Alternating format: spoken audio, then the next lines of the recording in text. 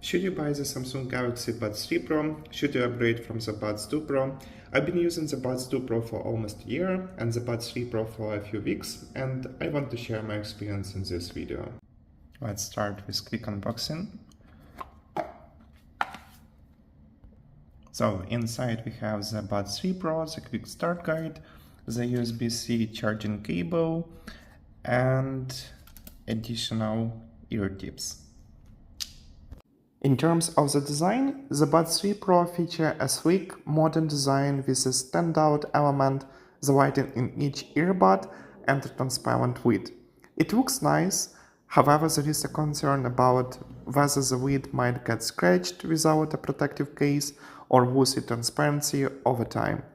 On the bottom of the case there is a USB Type-C charging port and a button. The Buds 3 case is wider than the Buds 2, which makes the Buds 2 more convenient to carry around. As for the earbuds themselves, I find that the Buds 3 more comfortable in my ears. I barely feel them, though I had no issues with the previous version either. The stem in Buds 3 is noticeable for me. I can feel it a little bit, but you get used to it quickly. However, some people might find that the Buds 2 more comfortable, so it's quite subjective. Let's now move on to the functional features. I like the sound quality on both earbuds, but I prefer the Buds 3 Pro because the sound is slightly clearer. The noise cancellation on the Buds 3 Pro really stands out. The difference is definitely noticeable.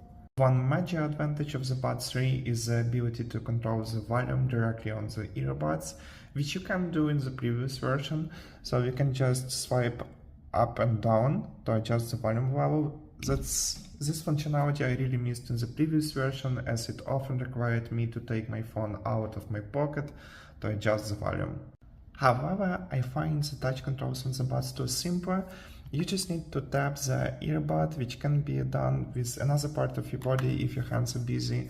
But from the other side, there is also a downside, as accidental touches can switch tracks or trigger unwanted actions. I had a lot of such experience. On the Buds 3, instead of a simple tap, you need to pinch the earbud. I haven't fully gotten used to pinching yet, but I think it's just a matter of time. I also want to share my experience with the earbuds microphone.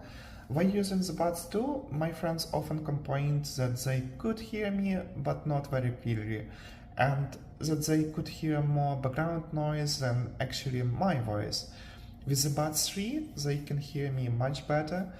I made a YouTube short video comparing both microphones, which you can find in the description of this video. One thing that disappointed me about the Buds 3 is that when returning the earbud to the case, you need to twist them to fit into the specific triangular slots, and like this. And this is really inconvenient, especially in the dark. Also, when twisting the earbud, you can accidentally touch the ear tip, which I don't want to.